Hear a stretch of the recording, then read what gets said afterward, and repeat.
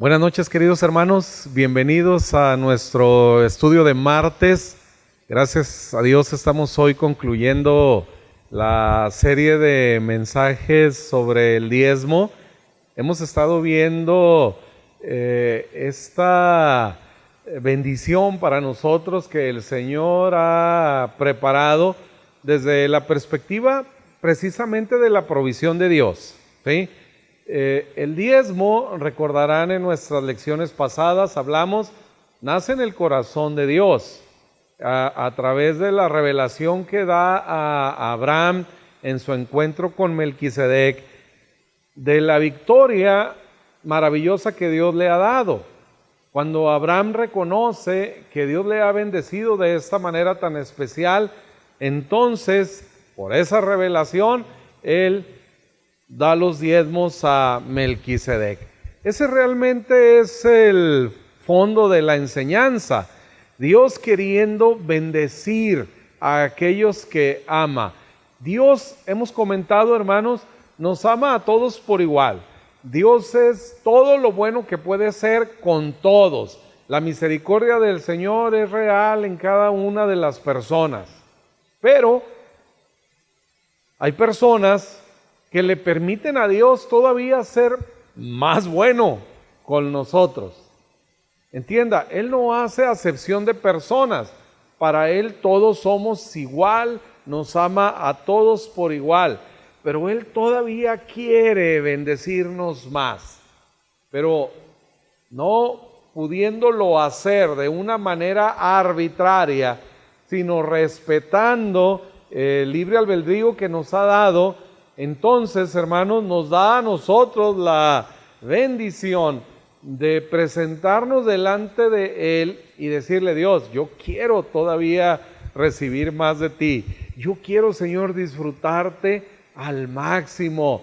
Si tenemos a este Dios tan glorioso, a este Dios tan maravilloso, que se complace en bendecirnos, hermanos, yo no me quiero perder ninguna de sus bendiciones. Por eso Él nos dice, pidan, es la regla del cielo. La regla de nuestro Dios, hermanos, del reino de los cielos es esta: pidan. No voy a forzar en ustedes mi bendición, pero si ustedes me lo piden, entonces yo estoy más que dispuesto a darles. Entonces, cuando pensemos en el diezmo, como lo meditamos en semanas anteriores, no piense en Dios queriendo quitarnos algo. No piense en que el diezmo es la manera en la que nosotros convencemos a Dios de que nos dé algo. Algunos dicen, bueno, es que el diezmo es ganar entre Dios y nosotros. No, hermanos, Dios que gana con nuestro dinero, si Él es el dueño del oro y de la plata. Pero algunos dicen eso, ¿verdad? No, es que Dios gana porque pues das para su iglesia y lo que sea y luego nosotros ganamos en retribución. No es así, queridos hermanos. No funciona así. Dios es bueno por naturaleza. Dios quiere bendecirnos porque Él es así y es algo que le complace.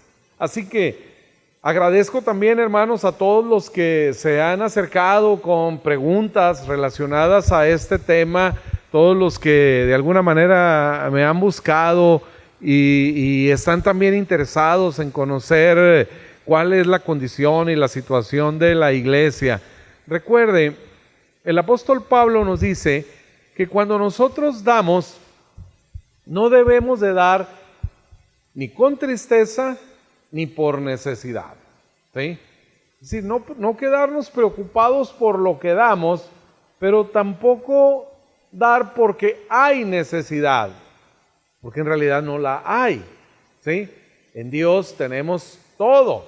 Entonces, ni con tristeza ni damos por necesidad, sino que dice que Dios ama al dador alegre. Y entonces, enseguida de eso dice que Dios habrá de darnos semilla al que siembra y pan al que come. Y dice que la intención de Él es que nosotros tengamos siempre, en todas las cosas, todo lo suficiente, ¿sí? Segunda a los Corintios 9, 7, 8 y 9, versículos 7, 8 y 9. Usted lo puede leer ahí. Dice que siempre, Él quiere que siempre en todas las cosas tengamos todo lo suficiente, pero además que abundemos en buenas obras. Es decir, la bendición que Dios tiene para nosotros, queridos hermanos, es tal que va a sobreabundar, ¿no? Que se va a derramar, que no hay manera de que se quede estancada en nosotros, sino que va a fluir, dice, mi copa está rebosando, ¿no? Para que pueda alcanzar a otros. Dios es un Dios generoso. Y para que Él manifieste su generosidad en la vida de otras personas, primero la manifiesta en alguien más. Y entonces nos da generosamente a nosotros y esa bendición sobreabunda, se desborda y termina bendiciendo a otros y esos a otros y así, hermanos. El Señor funciona de esta manera para satisfacer las necesidades de su pueblo, para que todos tengamos siempre en todas las cosas todo lo suficiente. Así que el principio esencial de esta enseñanza, queridos hermanos, es que Dios te quiere bendecir. Por eso hablaba en las semanas pasadas que esta es una lección especial de Dios, este es un tiempo especial en el que el Señor ha querido que tratemos este tema. Déjeme decirle, yo tengo ya 16, voy para 17 años aquí en la iglesia, y en todo este tiempo nunca antes había invertido tanto tiempo en esta enseñanza, ¿sí?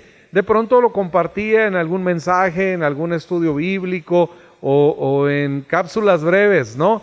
Pero nunca antes habíamos invertido tanto tiempo en esta enseñanza.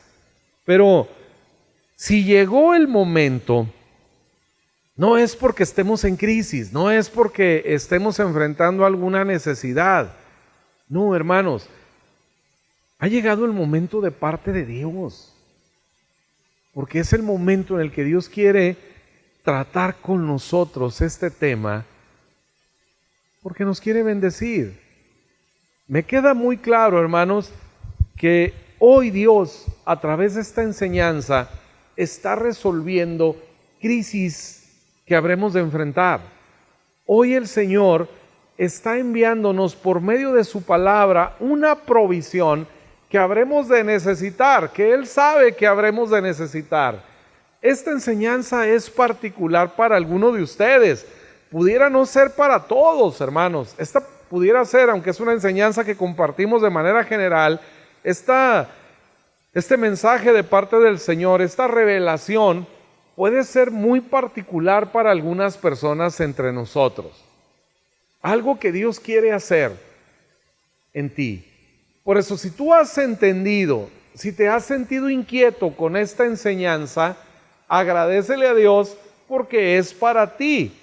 Si tú eres de los que siente que no es el momento, entonces esta enseñanza, esta revelación no es para ti. No te sientas mal, no pasa nada, no te está dejando Dios fuera, pero si tú no, al final de esta serie, no has caído en la cuenta, ¿sí?, de algo especial de Dios para ti, entonces no es tu tiempo. No es que Dios no te vaya a bendecir, ni mucho menos. Simple y sencillamente no es tu tiempo. Pero para aquellos que podemos comprender esta enseñanza, queridos hermanos, les aseguro que Dios está pensando en algo no de ahorita, no para el momento. El Señor está pensando en cosas que vienen en el futuro. Él ya vio la película completa. Él sabe que tal vez, hermanos, en un tiempo más adelante enfrentaremos alguna crisis particular del mundo y hoy el Señor quiere que estemos preparados, ¿sí? Y hoy lo va a hacer a través de esta revelación como lo hizo con Abraham, ¿sí?, para que aquellos que tomemos esta enseñanza y la practiquemos, entonces recibamos una bendición especial que habremos de usar en algún momento. Y no es que estemos comprando la bendición de Dios, es que el Señor nos está preparando hoy. El Señor está haciendo hoy espacio, hermanos, para una bendición grande, porque sabe que la habremos de necesitar, o simplemente quiere que disfrutemos algo. No pensemos solamente en las crisis, no pensemos solamente en los problemas. Hoy Dios sabe, hoy Dios tiene preparado para nosotros algo, hermanos, y quiere que nos involucremos en Él, con Él en esto, para darle la oportunidad a Él de derramar esa bendición en nuestra vida, que podamos disfrutar con nuestras familias, con la iglesia, con alguien que va a tener necesidad, no necesariamente nosotros. Pero el Señor nos está preparando. El Señor está haciendo espacio. Allá el profeta Isaías dice: no seas escasa, ensancha el sitio de tu tienda, alarga tus estacas. El Señor está pensando en algo con nosotros. Por eso yo siento esta especial emoción, hermanos, al compartir con ustedes estos estudios. Les digo, sin precedentes. Nunca antes el Señor había llamado tanto mi atención para ocuparme de este tema. Y yo creo que ya el Señor en este momento me ha dicho así, ¿no? Es el tiempo, es el momento para que alguien que te está escuchando reciba esta revelación y disfrute esta bendición que yo tengo para ellos. Así que quiera el Señor que el equivocado sea yo, y si la enseñanza sea bien recibida por todos los que la han escuchado, y que así recibamos cada uno de nosotros, queridos hermanos, esta bendición del Señor. Mi tema de hoy es muy sencillo. Vaya por favor al libro de los Hebreos, a la carta a los Hebreos, en el capítulo 7, a partir del verso 4. Dice: considerad pues cuán grande era este, a quien aún Abraham el patriarca dio diezmos del botín. Se refiere a Melquisedec. Luego en el verso 8 dice: y aquí ciertamente reciben los diezmos hombres mortales. Esta enseñanza, hermanos, nos va a permitir entender el espectro completo del diezmo. ¿Qué sucede en la tierra y qué sucede en el cielo? Vea, aquí en la tierra ciertamente reciben los diezmos hombres mortales. Usted deposita en una cuenta bancaria, ¿sí? Donde hay administradores de la iglesia que usted ya conoce. Hombres mortales. Dice: pero allí uno de quien se da testimonio de que vive. Entonces, cuando nosotros damos nuestro diezmo a hombres mortales, ¿sí?, en ese momento damos testimonio del que vive, Jesucristo. Damos testimonio, queridos hermanos, de lo que Él es. Dice, y por así decirlo, en Abraham pagó el diezmo también Leví, que recibe los diezmos, porque aún estaba en los lomos de su padre cuando Melquisedec le salió al encuentro. Fíjense bien lo que hace el Señor. Esta bendición trasciende, hermanos, a generaciones. Leví todavía no nacía. Todavía no nace ni siquiera Isaac. Pero dice, ellos ya diezmaron porque estaban en los lomos de Abraham. Es decir, fueron descendencia, son genealogía de Abraham. Esta es una bendición, hermanos, que alcanza a muchas personas a nuestro alrededor, a generaciones que no conocemos hoy. Por eso le digo, ¿qué está el Señor haciendo con nosotros? ¿Qué quiere hacer hoy el Señor con nosotros a través de esta enseñanza? Aquellos que aceptemos esta revelación del Señor, Dios puede estar bendiciendo a mis nietos, a los hijos de mis nietos, y el Señor quiere hacer algo con generaciones futuras, no solo en los meses que vienen del año que enfrentaremos una crisis global en la economía, en la que estamos viendo, hermanos, el imperio de Estados Unidos caer a pedazos, ¿no? Donde un cisma en la economía, en lo que conocemos como el orden mundial, evidentemente se está dando, ¿no? Vienen cambios y el Señor quiere que estemos listos, que cuando enfrentemos todo eso estemos preparados. En el Evangelio de Lucas, en el capítulo 6, verso 38, Jesús dice: dad y se os dará. ¿Sí? Vean cuál es la intención que el Señor tiene para que nosotros demos. Den y se les dará. Entienda, hermanos, no es un negocio, ¿sí? No es el negocio de Dios.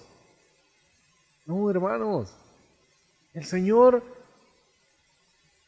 gana cuando da, no cuando le damos, porque Él es honrado cuando nosotros recibimos de Él.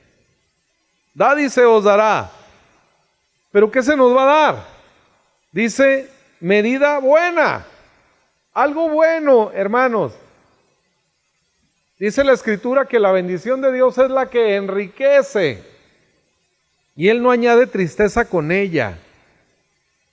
Así que lo que se nos dará es algo bueno, algo que vamos a poder disfrutar nosotros con nuestras familias. Esa es la intención de Dios, darnos cosas buenas. Cuando le dice a Josué, ¿sí? No te apartes de este libro de la ley, medita en él de día y de noche, porque entonces harás prosperar tu camino y todo te saldrá bien. Tendrás buen éxito, no el éxito que trae consigo dolor, tristezas, complicaciones. El buen éxito, hermanos, es aquel que trae paz, que podemos llegar finalmente a la casa y descansar, estar confiados, ver a nuestros hijos, como lo dice el salmista, ¿no? Tu mujer sea como vid plantada alrededor de tu casa, tus hijos como plantas de olivo alrededor de tu mesa. Más adelante habla de los trabajadores, de los equipos, de la maquinaria, de todo lo que usamos, de los activos que usamos para producir riqueza. En todo eso el Señor quiere invertir en darnos bendición. Medida buena. Y luego dice apretada. Fíjese bien, entonces aquí le invito a usar un poquito su imaginación, ¿sí? Y vamos por ahí a un campo donde hay trigo. Pensemos en el trigo. Todos podemos tener una imagen del trigo, ¿no? Y llega usted con un costal, ¿no? Dice que nos va a dar primero cosas buenas, ¿sí? Así que pensemos en ese trigo como algo muy bueno. Y usted llega con su costal, ¿no? Dice que nos va a dar algo bueno, medida buena. Pero no solo medida buena, sino dice apretada. ¿Qué quiere decir? Que va a tomar el costal y lo va a remecer, ¿sí? Es decir, a que se apriete, ¿verdad? Le va a apretar. Dice remecida. Usted puede decir, el costal ya está lleno, pero todavía lo mueve, ¿sí? Lo vamos a remecer para que todo se vaya acomodando. Apriétale para que quepa más. Y cuando ya está totalmente lleno, entonces dice rebosante. Así es el Señor, hermanos. Dad y se os dará, medida buena, apretada, remecida y rebosante. Siempre el Señor dará. En Hebreos capítulo 7 que leíamos, dice que siempre el menor es bendecido por el mayor. Nuestro diezmo no es, pues, hermanos, para bendecir a Dios, porque Él es el mayor. Y el menor es bendecido por el mayor. Así que cuando nosotros, a partir de esta revelación, creemos en esta verdad, entonces, hermanos, el Señor nos da. el Señor nos bendice. A los ojos de Dios, usted y yo siempre seremos el menor. Y el menor, gloria a Dios, siempre es bendecido por el mayor. Por eso cuando usted quiere estar por encima de algún enemigo, bendígalo. Bendígalo, usted será mayor que él. Y cuando se trata de Dios, hermanos, siempre es más bienaventurado recibir que dar. Cuando Jesús habla de aquella bienaventuranza, ¿no? De que es más bienaventurado dar que recibir, bueno, eso es en nuestra relación con los hombres, ¿sí? A nuestro horizontal, ¿no? Aquí a nuestro alrededor. Es más bienaventurado para mí dar que recibir. ¿Qué significa eso? Que yo estoy en una mejor posición de aquel al que le doy. Por eso habla de una bienaventuranza. Yo estoy mejor. Si puedo ayudar a alguien, si puedo bendecir a alguien de alguna manera, no solamente lo ponga en dinero. Podemos estar más sanos que alguien y ayudarles, hermanos, a levantarse, a cruzar una calle, a hacer algún servicio en la casa de alguien, porque físicamente estamos mejor. Es más bienaventurado dar que recibir, pues, porque significa que estamos en mejores condiciones. Pero no tratándose de Dios. Tratándose de Dios, queridos hermanos, nos toca a nosotros recibir. Así que cuando demos, verdaderamente entendamos que Dios se involucra en eso. El libro de Proverbios dice que el que le da al pobre, le presta a Dios. Y Dios no es deudor de nadie. Cuando nosotros ayudamos a alguien en necesidad, ¿sí? Dice de la mujer virtuosa, que en realidad se refiere a la sabiduría, dice que extiende su mano y ayuda al pobre y al necesitado. Y les he explicado, un pobre siempre estará en necesidad, pero un necesitado no necesariamente es un pobre.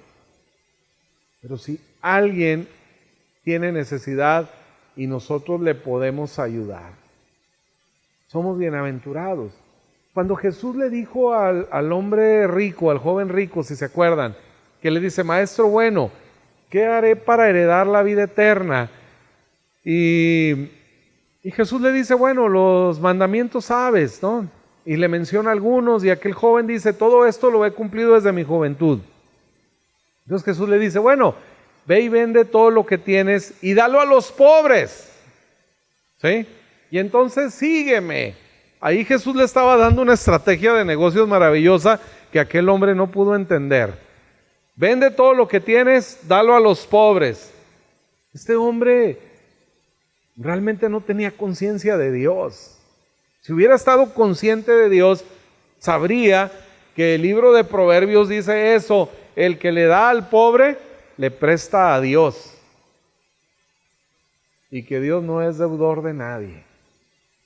Pero no entendió. Jesucristo le dio una estrategia, hermanos, para no tener problemas económicos jamás, ¿no? Vende todo lo que tienes, dalo a los pobres. Y el Señor te va a bendecir. El Señor te va a pagar lo que tú des y te lo va a pagar multiplicado, ¿no? Es el principio que Jesús le está presentando al joven rico, aunque finalmente el propósito de Jesús en ese momento no era tanto el dinero, no eran las riquezas, sino verdaderamente llevar a ese joven a entender la gracia, a entender que no podía hacer algo para ganar el favor de Dios. Sin embargo, le está hablando con principios de la Escritura que están vigentes para nosotros, y que cuando nosotros nos involucramos con Dios, le damos a Él la maravillosa oportunidad que nos pide en Malaquías 3, que meditábamos la semana pasada. El Señor dice: pruébenme ahora en esto, y yo abriré las ventanas de los cielos sobre ustedes, derramaré esa bendición hasta que sobreabunde, y enseguida yo reprenderé por ustedes al devorador, para que no coma su trigo y para que su vid siga fructífera. Es decir, para que sigas disfrutando de toda la bendición que yo tengo para ti. Finalmente, hermanos, en esta enseñanza, para concluir, dice el verso 8 de Hebreos 7, que los diezmos los reciben hombres mortales, pero realmente, hermanos, si así lo ha establecido Dios, a los ojos de Él lo recibe y damos nosotros testimonio de que Él vive. Ahora, ¿testimonio a quién? A la gente que nos rodea. Ve, aquí hay una bendición maravillosa para nosotros. La bendición de Dios es algo que se nota, es algo que no podemos ocultar. En el mismo rostro, hermanos, en la paz, en el gozo que produce en nosotros estar cerca del Señor, caminar con Él. Es evidente, la gente percibe, hay algo diferente en ti. Claro, es Jesús en nosotros, hermanos. Pero esa bendición se nota de muchas maneras. Cuando José está en casa de aquel egipcio Potifar, ¿sí? Y bueno, hace su trabajo, dice que Potifar veía que todo lo que le encargaba a José era prosperado. Incluso en el tiempo de José en Egipto hubo también una especie de pandemia. Hubo una enfermedad generalizada ahí en la tierra de Egipto antes de las plagas y todo eso. Y dice que en la casa de Potifar no se enfermó nadie, porque José estaba ahí. José es un tipo de Cristo. Definitivamente, de todos los personajes que encontramos en el Antiguo Testamento, el tipo más completo de Jesucristo es José. Hay muchas situaciones. José estuvo también en la cárcel, se acercaron con él dos presidiarios ahí, ¿verdad? Que estaban sentenciados a muerte, ¿se acuerdan? Y vienen con José, le declaran un sueño. Uno de ellos le dijo, tú vas a vivir, al otro, tú vas a morir. Ya en su momento les prediqué algo acerca de la enseñanza que encierra esa historia, ¿sí? Así Jesús en la cruz, un ladrón murió, un ladrón vivió. Y así, hay muchísimas otros aspectos en la vida y en la persona de José que son sombras o tipos de Jesucristo, ¿sí?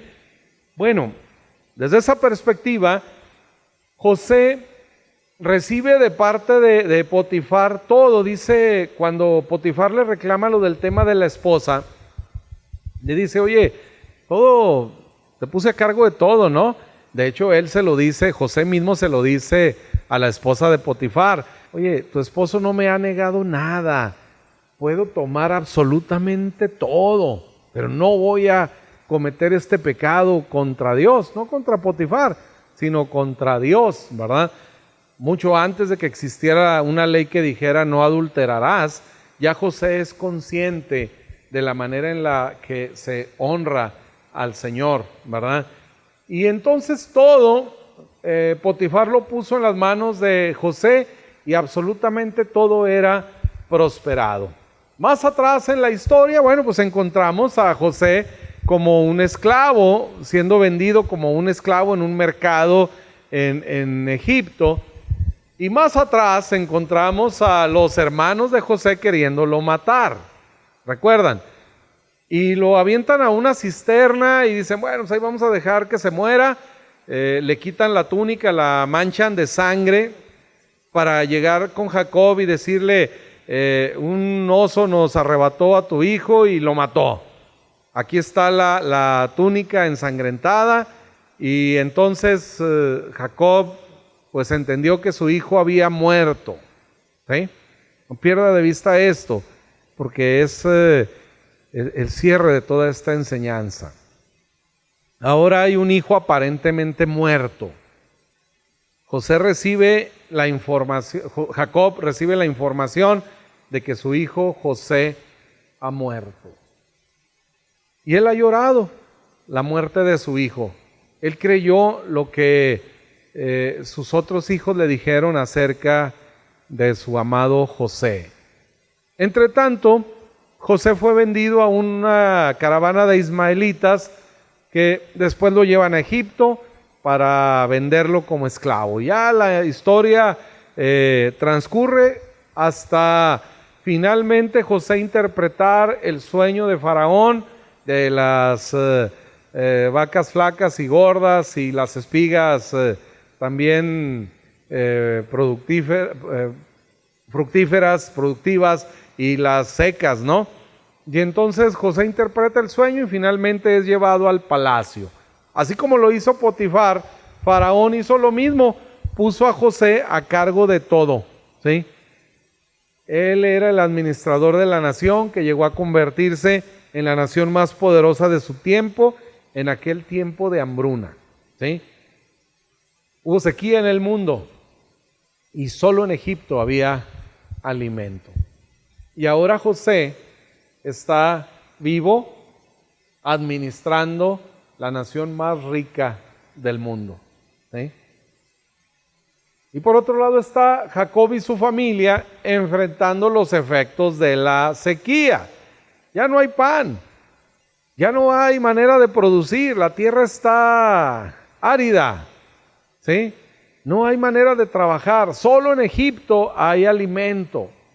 Y entonces Jacob manda a sus hijos a Egipto a comprar alimento.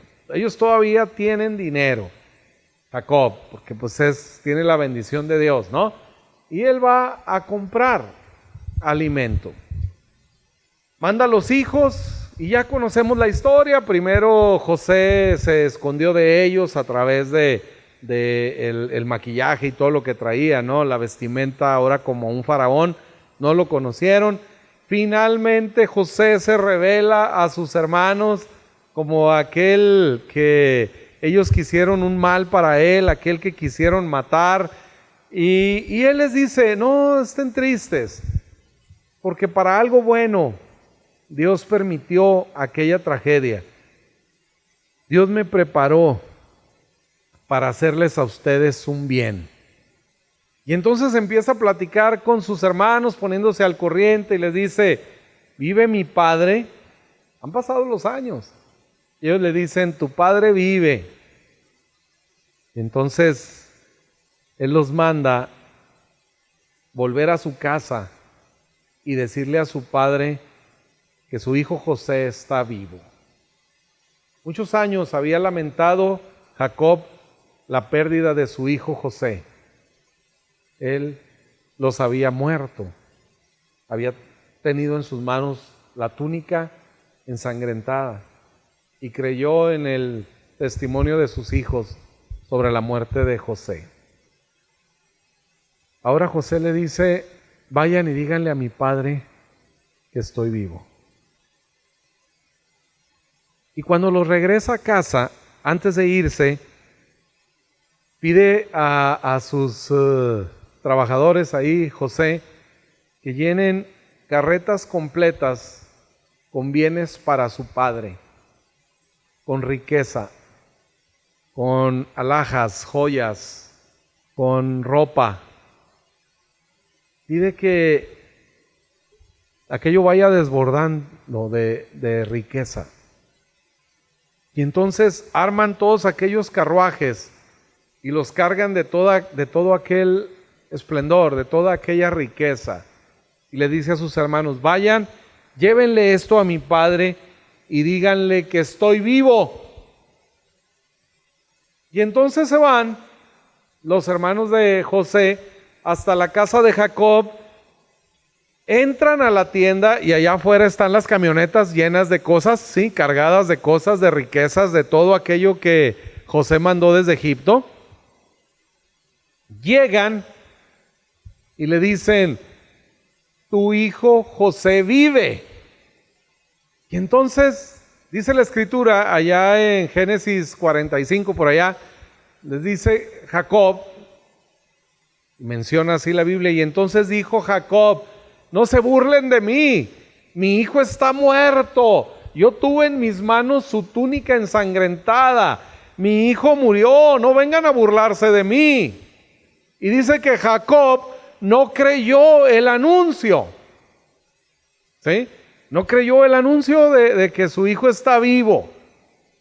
No pierda de vista, José envió como mensajeros a sus hermanos a decirle a su padre, tu hijo José está vivo.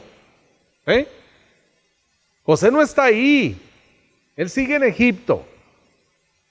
Como Jesús no está aquí, está sentado a la diestra del Padre, reinando, como José reinaba, ¿sí? A un lado de Faraón. Así Jesús a la diestra del Padre. No lo podemos ver aquí. Pero ¿cómo damos testimonio de que vive? Cuando nosotros le decimos a la gente, es que Cristo vive. Cristo vive. Dicen, ¿y cómo? ¿Y dónde está? La gente no cree. Como Jacob dice, no creyó. Pero entonces sus hermanos le dicen, mira papá, ven, asómate a la ventana, ¿no? Y entonces ve aquellos carruajes llenos de esa riqueza.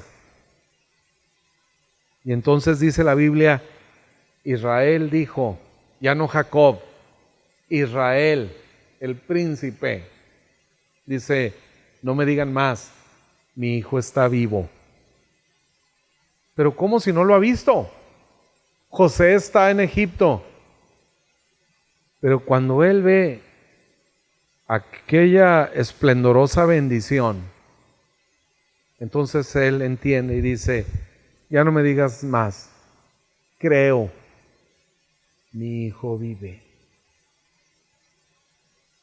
¿Cómo es que Dios relaciona, hermanos, estas historias? ¿Cómo se concatenan en hablar del diezmo y de esta historia de José, sus hermanos y su padre Jacob?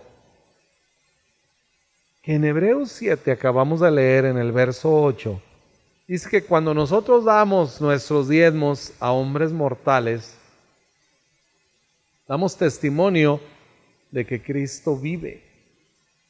¿Testimonio a quién? A los incrédulos, a los que no creen. ¿A través de qué, hermanos? A través de la bendición de Dios en nuestras vidas. Que como le digo, no es solo dinero. Pudiera serlo menos. Impactamos la vida de las personas con la paz, con el gozo, con la seguridad, con la confianza que tenemos en el Señor. Así la gente se impacta y entonces entienden y creen que Cristo vive. Así que es Dios mismo, queridos hermanos, el que está concatenando esta enseñanza con ese testimonio de vida que nosotros damos. Cuando nosotros, dice, damos nuestros diezmos a hombres mortales, daremos testimonio de que Cristo vive precisamente por la bendición que el Señor trae a nosotros y que a la gente no le queda la menor duda. Definitivamente el Dios de estos hombres, de estas mujeres, está vivo. Ellos verdaderamente creen en un Dios vivo. El testimonio, hermanos, de la vida de Jesucristo en la tierra somos tú y yo. El testimonio de la victoria de Jesús sobre la cruz del Calvario, de que no se quedó ahí, de que no fue a la tumba a morir y a quedarse ahí por la eternidad. Y como algunos piensan, ¿no? Pues se robaron el cuerpo de Jesús. Algunos tendrán la idea de que Cristo no resucitó, pero cuando ven la vida de personas como tú y como yo transformadas, cuando ven a hombres y mujeres que podemos abandonar los peores vicios y malos hábitos y disfrutamos de una vida en Él, de la paz que Él nos ofrece, cuando ellos ven, hermanos, la bendición de Dios sobre nosotros, no les va a quedar otra más que decir, verdaderamente el Dios de estas personas está vivo. Como finalmente Nabucodonosor lo reconoció, ¿no? El Dios de Israel es el Dios verdadero. Es a ese Dios, hermanos, a quien nosotros servimos. Es de ese Dios de quien nosotros damos testimonio. Y si Él lo dice, que es a través de esto, hermanos, yo lo quiero hacer. Porque Él lo dice. No porque es la estrategia de una iglesia, no porque es la organización de un grupo, sino porque Dios lo dice así. Que cuando yo, hermanos, doy mi diezmo a hombres mortales, ¿sí?, a la iglesia en este caso, doy testimonio de que Él vive. Y hermanos, lo que eso signifique, yo quiero que sea así en mi vida y en la vida de cada uno de ustedes, en la vida de mi familia, en la vida de mis hijos, que mis hijos y la iglesia a la que yo pertenezco aquí en la tierra, esta hermosa iglesia de Benecer, todos completos, hermanos, absolutamente todos, demos testimonio a este mundo de que Cristo vive, permitiéndole a Él derramar sobre nosotros toda su bendición, de modo que otra gente a mi alrededor pueda ser bendecida por mí. Usted no tiene idea cómo se impacta la vida de las personas cuando reciben algo de usted, cuando reciben esa palabra, cuando reciben esa oración por ellos, cuando reciben esa visita y cuando además reciben aquellos que tienen alguna necesidad, el apoyo de parte de nosotros. Cuando la iglesia cumple su ministerio, hemos repartido en esta pandemia más de 1,000 despensas. Hemos repartido comida, platos de comida caliente que han llegado a casas, hermanos, en extrema necesidad. Y llegamos ahí con ellos solamente bendiciéndoles. Ni siquiera les invitamos a venir a la iglesia porque no es nuestro propósito, sino bendecirles y que conozcan a Jesús. No importa después a la iglesia que quieran ir, pero que puedan, a través de ese simple acto, hermanos, poder sentir de una manera palpable que Dios les ama al recibir un plato de comida caliente en su casa, en la calle. Muchos de ellos ni siquiera casa tienen. En la calle hemos llegado a personas así, a dejarles despensas, a dejarles algunas ayudas, cobijas, ropa, cosas que ustedes mismos generosamente nos han dado. La iglesia está cumpliendo, hermanos, su labor en el mundo. Otras iglesias están haciendo otras cosas. Hay iglesias con una mayor capacidad, que tienen hospitales, que tienen asilos y que están bendiciendo la vida de muchas personas allá. Nosotros, en lo que hemos podido, en lo que el Señor nos ha dado, obviamente, a partir de la generosidad de cada uno de ustedes, hermanos, nos hemos extendido. Hemos llegado a servir a esas personas. Y gracias a Dios por todo el equipo que por ahí dirige nuestro hermano Miguel y su esposa Rosaura, ¿no?, que se exponen y van a hospitales, van a lugares que no nos imaginamos. Sea la bendición del Señor, hermanos, sobre cada uno de nosotros y nos permita seguir dando este testimonio donde quiera que estemos. Hoy yo le bendigo en el nombre del Señor. Y como empecé este estudio, quiera Dios que usted y yo seamos receptores de esta palabra que Él nos ha dado, porque nos está preparando para algo grande, porque nos está preparando, hermanos, para hacer bendición a la vida de muchas personas. Quiera Dios que toda la iglesia de Benecer seamos uno en esto y podamos disfrutar juntos, hermanos, de esta gloriosa bendición de Dios. El Señor le bendiga, el Señor le guarde. Permítame orar por usted. Padre, cuánto agradecemos, Dios, la oportunidad de meditar en tu palabra y llegar a la conclusión de este tema.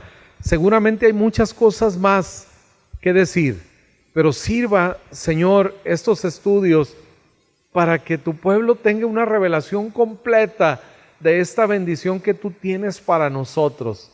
Lo demás que faltó enseñar, Dios, sea tu Santo Espíritu clarificando en cada uno de nosotros y produciendo en nosotros el querer y el hacer por tu santa voluntad.